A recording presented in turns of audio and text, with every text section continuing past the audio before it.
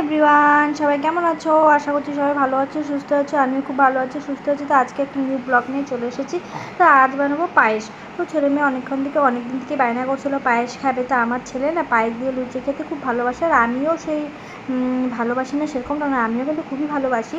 তো এদিকে দেখো চাল নিয়ে নিয়েছি। চাল মানে ভোগ চাল আগে থেকে ভিজিয়ে রেখেছি, ভালো করে ভিজিয়ে ধুয়ে তো ঘি দিয়ে মেখে রেখেছি। তো এদিকে দেখো দুধটা আগে থেকে ফুটিয়ে রেখেছি। তো এখন আরেকবার ভালো করে জাল দিয়ে নেবো। তো গ্যাসে বসিয়ে দিয়েছি। তো গ্যাসে বসিয়ে দেওয়ার পর এদিকে আমি তেজপাতা দিয়ে দিলাম, এলাচ দিয়ে দিলাম। তো দেওয়ার পর ভালো করে দুধটাকে ভালো করে জাল দিব। তো জাল দেওয়া হয়ে গেছে। তো এখন আমি চালটাকে দিয়ে দিব। তো আমি কিন্তু কাজু বাদাম আর কিশমিশ কিন্তু আগে আমি মানে ঘি দিয়ে ভালো করে ভেজে রেখেছিলাম। তো তোমরা দেখতেই পাচ্ছ।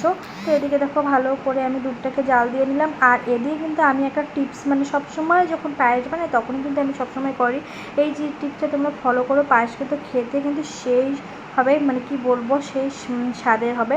আমি কি করি, যে দুধের যে পাউডার দুধ আছে না, তো পাউডার দুধগুলো আমি আগে মানে ওটাকে পাউডার দুধগুলো না, আমি যে গরুর দুধ আছে, আমি যেহেতু গরুর দুধ দিয়ে বানাচ্ছি, ওই গরুর দুধের সাথে পাউডার দুধটা ভালো করে, গরুর দুধটা গরম হয়ে গেলে ওই দুধটা অল্প করে মানে উঠিয়ে নিবে আগে থেকে, যখন পুরো ভালো করে দুধটা জাল হয়ে যাবে, উঠিয়ে নেওয়ার পর পাউডার দুধটা ভালো করে লিকুইড দুধের সাথে মিক্সড করে তারপরে এই দুধটাকে দিয়ে দিবে পায়েসের মধ্যে। চাল দেওয়ার পর দিবে, কিন্তু খেতে কিন্তু খুবই হ্যাভি হয়, খুবই টেস্ট হয় কিন্তু খেতে। তারপর কিন্তু আমি দিয়ে দিলাম। তো দিয়ে দেওয়ার পর ভালো করে জাল হতে থাকবে। তো জাল হয়ে যাওয়ার পর আমি কিন্তু চাল কিন্তু আগেই দিয়ে দিয়েছি, তোমরা দেখতেই পেয়েছো। আর এখনও কিন্তু চালটা সেরকমভাবে সিদ্ধ হয়নি, অল্প অল্প শক্ত আছে। তো এখনও সিদ্ধ হয়নি। তো ভালো করে সিদ্ধ হয়ে যাক, তারপর তোমাদেরকে দেখাচ্ছি। আর পায়েসের স্মেলটা এত সুন্দর এসেছে না, আমি আর কি বলবো, মানে আমার মানে গন্ধটা করে আমি আর থাকতে পারছি না, আমার জিভ দিয়ে জল পড়ে যাচ্ছে, মনে হচ্ছে কখন আমি খাবো। তো সেরকম সেটার অপেক্ষাতে আছি। তো এদিকে আমি দিয়ে দিলাম চিনি।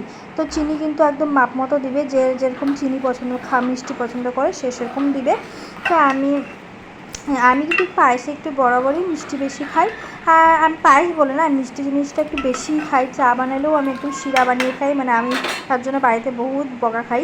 তো যাই হোক, তো দিয়ে দিলাম। তো এদিকে দেখো আমার কিন্তু পায়েসটা প্রায় হয়ে এসেছে। তো এখন দেখো তোমরা দেখতেই পাচ্ছ চালগুলো সুন্দরভাবে সিদ্ধ হয়ে গেছে, আর দুধটাও সুন্দরভাবে ফুটে উঠেছে। চালগুলো দেখো কি সুন্দর। আর আমার পায়েসটা না আমার দেখেই মনে হচ্ছে আমি খেয়ে নিব, কখন আমি খাবো সেটার অপেক্ষায় আছে। তো এখন পায়েসটা দেখো হয়ে গেছে, আমি নামিয়ে নিচ্ছি।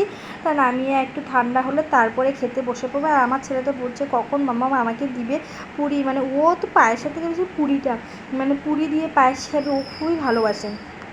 আর আমিও কিন্তু বেশ ভালো। তো আজকে রাতের ডিনারে আর অন্য কিচ্ছু থাকছে না, শুধু পায়েস আর পুরি। পায়েস পুরি দিয়ে আমাদের ডিনার আজকে কমপ্লিট হয়ে যাবে। তো দেখো পায়েস হতে না হতে গরম পায়েস আমি নিয়ে বসে গেছি অল্প টেস্ট করাতে। অ্যাকচুয়ালি আমার জন্য না, ছেলের জন্য আনছিলাম। তো ছেলে 2 চামচ খেয়েছে, খেয়ে তারপর আমি খেলাম। তা আমি খেয়েছি, কিন্তু মিষ্টিটা না সেরকমটা হয়নি। তো আরেকটু মনে হচ্ছে মিষ্টি লাগবে বলে, তো আমি আরেকটু মিষ্টি দিয়ে দিয়েছি। তারপর একেবারে ফ্রেশ হয়ে ড্রেস চেঞ্জ করে এক বাটি পায়েস নিয়ে বসে গেছি। তো আজকের ডিনারে পায়েস থাকছে, পায়েস আর পুরি। আর কিচ্ছু রাতের ডিনার কিচ্ছু বানাইনি, শুধু পায়েস আর পুরি। তো যারা তোমরা এই পায়েসটা মানে পছন্দ করো, তারা কিন্তু এই মানে আমি যে টিপসটা দেখালাম এরকমভাবে বানাতে পারো। আর যারা পায়েস খেতে যাও, ঝটপট আমার বাড়িতে চলে এসো।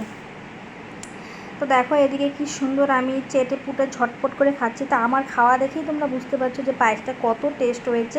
আমি নিজে বানিয়েছি বলে বলছি না, মানে আমার হাতে পায়েস কিন্তু মানে বেশ ভালোই হয়। আমি না মানে বাড়ির আমার সবাই বলে।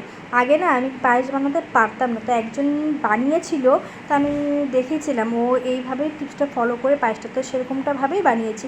তো আজকের ব্লগটা আমি এখানেই শেষ করছি। সবাই ভালো